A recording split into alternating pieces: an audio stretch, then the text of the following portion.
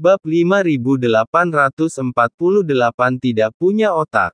Jerosa, nama ini. Apakah itu Nasaroye? Tetua klan surgawi melihat informasi di tangannya dan wajahnya sangat jelek. Saat itu, ayah Nasaroye Pangula, menamparkan wajah klan surgawi saya di Laut Semesta Selatan. Klan surgawi kami diam-diam mencari ayah Nasaroye. Saya belum pernah mendengar jejaknya, tapi saya tidak menyangka jejaknya sampai ke kota Nanyuan. Tetua klan surgawi mengerutkan kening, tapi bukankah Nasaroye hanyalah kaisar puncak di tahap awal? Kapan dia mengenali orang dewasa lagi? Menurut informasi ini, kekuatan Nasaroye luar biasa. Terlalu aneh. Masalah ini harus dilaporkan kepada Tuhan. Dengan pikiran yang melonjak di benaknya, klan surgawi mengambil satu langkah ke depan dan langsung masuk lebih dalam ke dunia rahasia klan surgawi. Setelah beberapa saat, tetua klan surgawi telah tiba di harta paling berharga klan surgawi, Menara Surgawi. Hong Fei, ada sesuatu yang ingin kuminta padamu untuk menemui Tuhan. Saat dia mendekati menara, lelaki tua itu buru-buru memberi hormat kepada seorang wanita berbaju merah di depan menara. Wanita berbaju merah terdiam beberapa saat, mengangguk sedikit, dan menyingkir. Pria tua itu segera mengulurkan tangan dan memasuki menara. Salam kepada Tuhan. Memasuki menara, dia melihat seorang berpakaian putih memegang sepotong batu giok. Wanita itu bahkan tidak memandangnya, dia hanya berkata dengan tenang, "Apa yang kamu inginkan dariku?"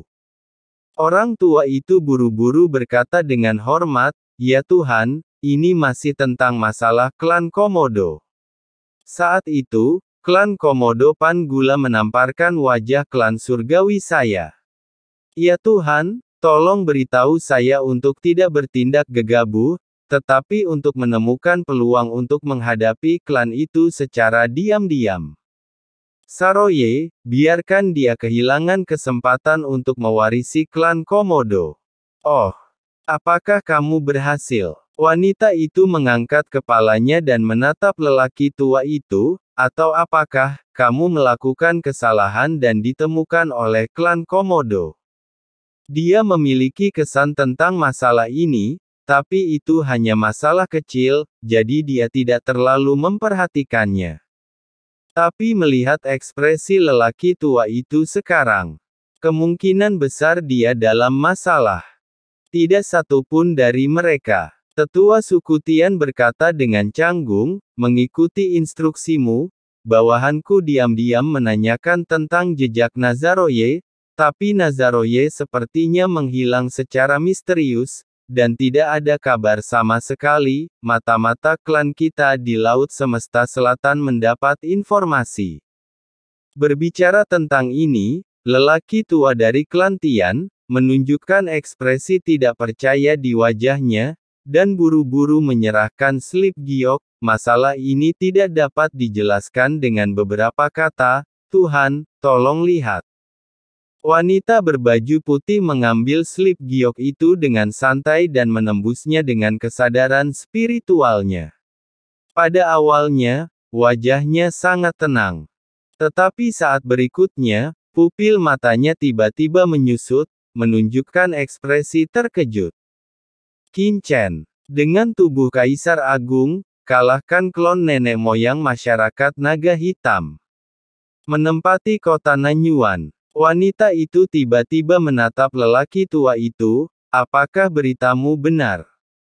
"Itu pasti benar." Orang tua itu berkata dengan tergesa-gesa, "Itu ditemukan oleh banyak mata-mata dari klan surgawi kita di Laut Semesta Selatan melalui berbagai saluran, tapi bawahanku curiga bahwa Nayerosa bukanlah Saroye yang kita cari." "Oh, bagaimana kamu menilai?" Wanita berbaju putih itu mengerutkan kening dan menatapnya. Orang tua itu buru-buru berkata, "Menurut informasi kami sebelumnya, Nasaroye adalah pewaris Pangula." Dan tingkat budidayanya tidak dapat mencapai tahap awal kaisar puncak. Dan menurut informasi yang disampaikan oleh mata-mata, Saroye ini berada di setidaknya tingkat akhir kaisar. Idiot. Wanita berbaju putih itu menatapnya dengan dingin. Apakah kamu masih ingat apa yang aku katakan saat itu? Orang tua itu tercengang. Dulu kalian bertanya-tanya kenapa Pangula ingin menjadi musuh klan surgawiku demi penguasa kota Yong dan Kaisar Agung Kekuatan Kegelapan. Aku juga sedikit bingung. Sekarang aku mengerti bahwa Laut Semesta Selatan ini benar-benar mengandung peluang besar. Wanita itu menyipitkan matanya. Ya Tuhan, apa yang harus kita lakukan selanjutnya? Orang tua itu berkata dengan suara yang dalam. Sekarang kita tahu bahwa Nayerosa adalah Saroye. Bawahanku akan segera membawa orang ke kota Nanyuan untuk mencari cara membunuh Nayaroye. Tumbuh dewasa, klan surgawiku. Retakan. Sebelum lelaki tua itu selesai berbicara, seluruh tubuhnya langsung terbang mundur, sisi kiri wajahnya langsung membengkak, dan dia memuntahkan seteguk darah dengan gigi di tempat. Ya Tuhan! Pria tua itu mengangkat kepalanya dan menatap wanita itu dengan kaget, dengan ekspresi sedih di wajahnya. Wanita itu memandangnya dengan dingin, kamu bodoh, tetapi kamu benar-benar bodoh. Dalam waktu sesingkat itu, seekor binatang komodo yang berada di puncak tahap awal dapat menembus tahap akhir kaisar. Jenis apa peluang apakah ini? Pernahkah Anda mendengarnya? Aku, orang tua Nuo tidak berkata apa-apa. Huff. Wanita berbaju putih itu menyipitkan matanya, terlebih lagi, dendam antara klan surgawi. Kita dan klan binatang komodo tidak lebih dari fakta bahwa kerajaan mayat dan Meng Tianhui diberi pelajaran oleh Iwagula. Ini adalah hanya masalah sepele. Apakah pantas mengambil risiko sebesar itu? Ya, orang tua itu menundukkan kepalanya karena ketakutan. Saya mengerti.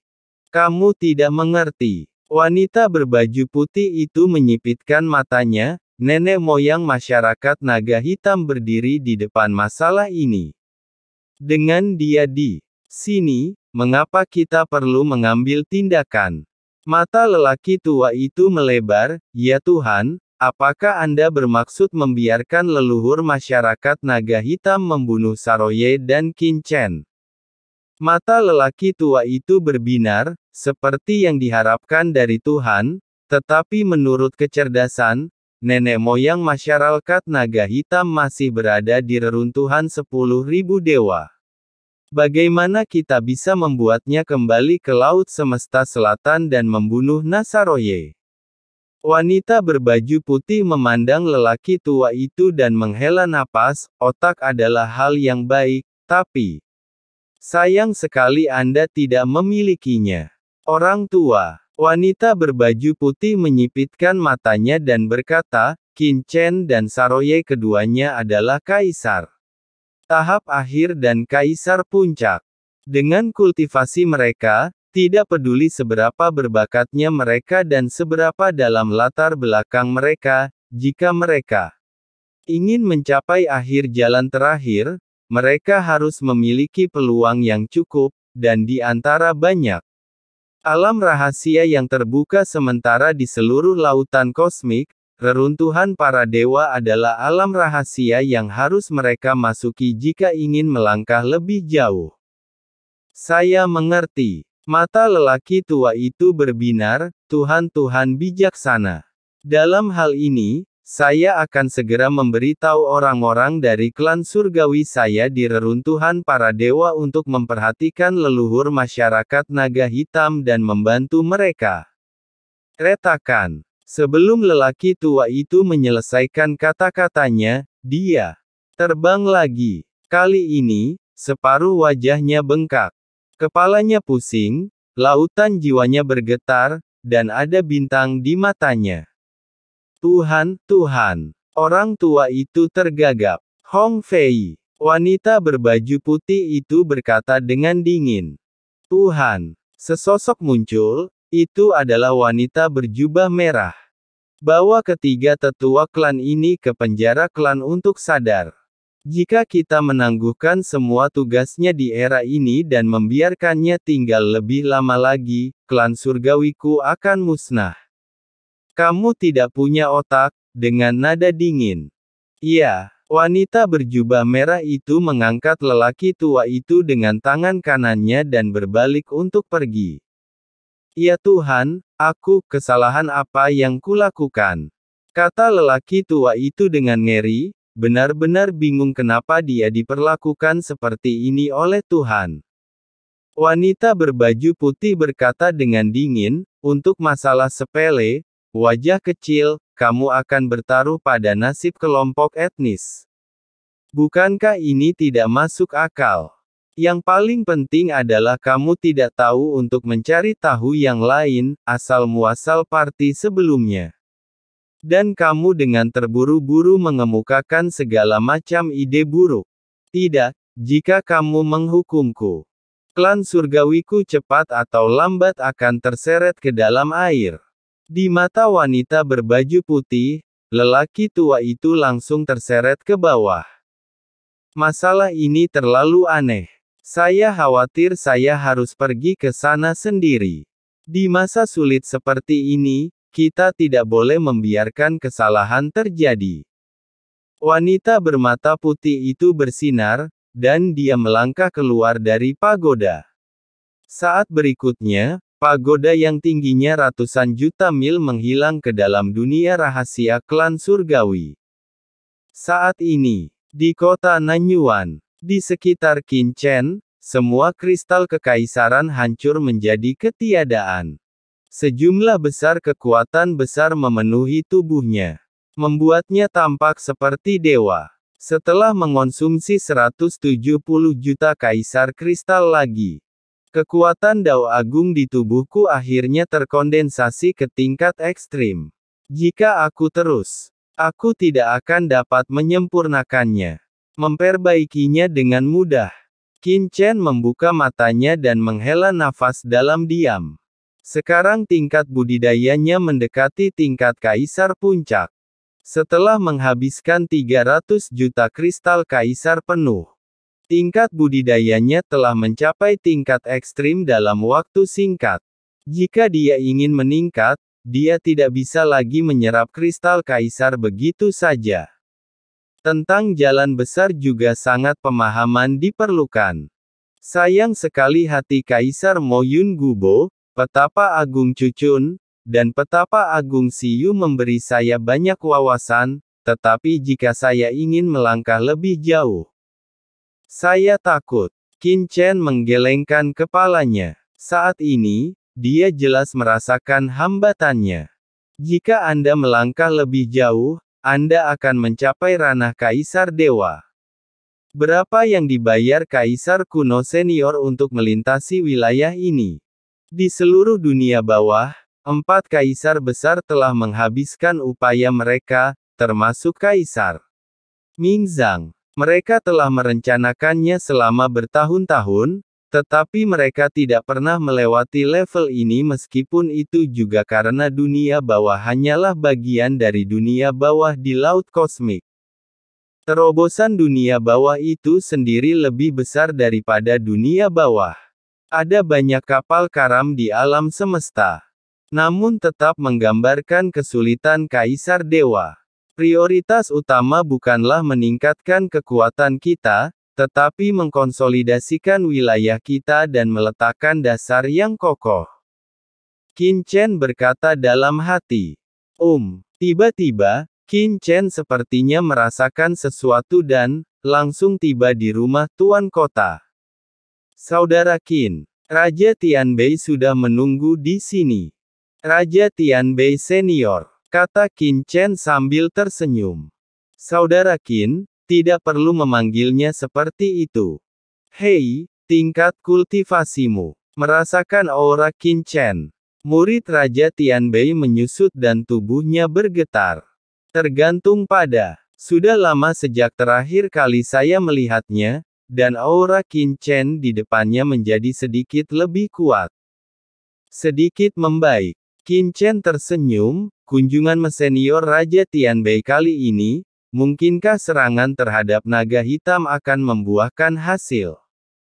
Ceritanya panjang. Raja Tianbei kembali sadar dan berkata sambil tersenyum masam, setelah aku berpisah denganmu sebelumnya, aku segera memimpin banyak tentara kerajaan Yong untuk menyerang wilayah masyarakat naga hitam, dan memang benar. Merebut banyak wilayah perkumpulan naga hitam. Tapi yang paling penting adalah markas inti perkumpulan naga hitam. Setelah saya memimpin pasukan ringan saya untuk menyerang markas besar perkumpulan naga hitam, saya menemukan bahwa markas besar perkumpulan naga hitam memiliki telah dijarah. Apakah sudah dijarah? Qin Chen tercengang. Saudara Qin, saya tidak bermaksud berbohong kepada Anda. Itu benar-benar dijarah.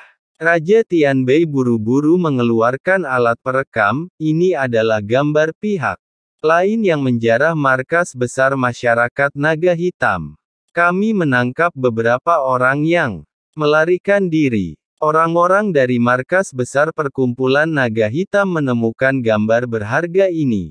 Orang yang menggeledah markas besar perkumpulan naga hitam adalah seorang penggarap iblis aneh yang belum pernah mereka lihat sebelumnya. Kesadaran Qin Chen telah menembus ke dalam perekam, dan ia terkejut setelah melihat sosok penjarahan. Angka ini. Qin Chen tertegun sejenak.